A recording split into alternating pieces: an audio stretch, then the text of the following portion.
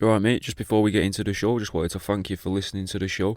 I wanted to remind you that there's a Patreon if you want to, chuck us a couple of quid as a little thank you, or, as a little bit of, make the show better. Here's £3. Well, it's up to you, There's also a Redbubble if you fancy some t-shirts in that. There's one with Mothman with his cock out. There's one with Mothman without his cock out.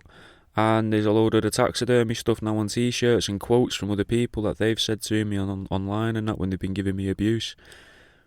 I'll let you get into the show. Well, let's have this week's Here's How. And this week, here's how to have those difficult conversations. Touch the shoulder, look them dead in the eye and tell them, this is difficult for me to say, but you have to hear it.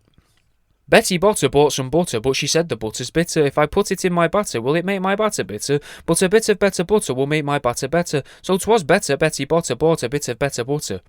So she bought a bit of butter, better than a bitter butter, but she baked it in a batter, and the batter was not bitter. So 'twas better Betty Botter bought a bit of better butter.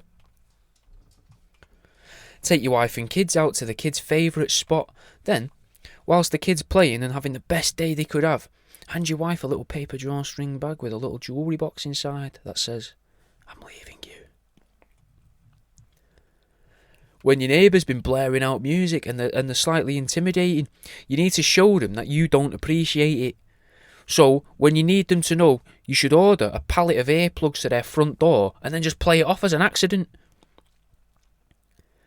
When you're telling your kid that their nan's dead, hire a clown for the day. Spend the day with the clown, entertaining both you and the child, pretend you're into it. Then, at the end of the day, after the kids had a day chock full of laughs and happy tears, and they've got a sizable collection of balloon animals, have the clown at least attempt to molest the child and maybe kill a small animal in front of them, at the very least.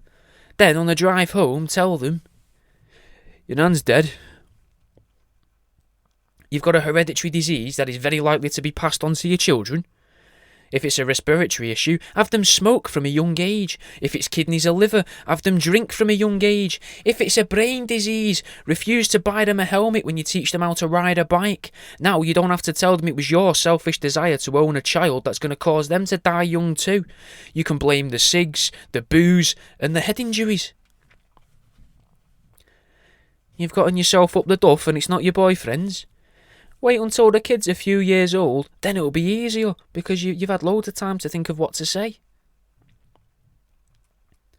Your house has been broken into and all the jewellery has been taken, or all your kids' stuff's gone, and it's because you forgot to lock the door.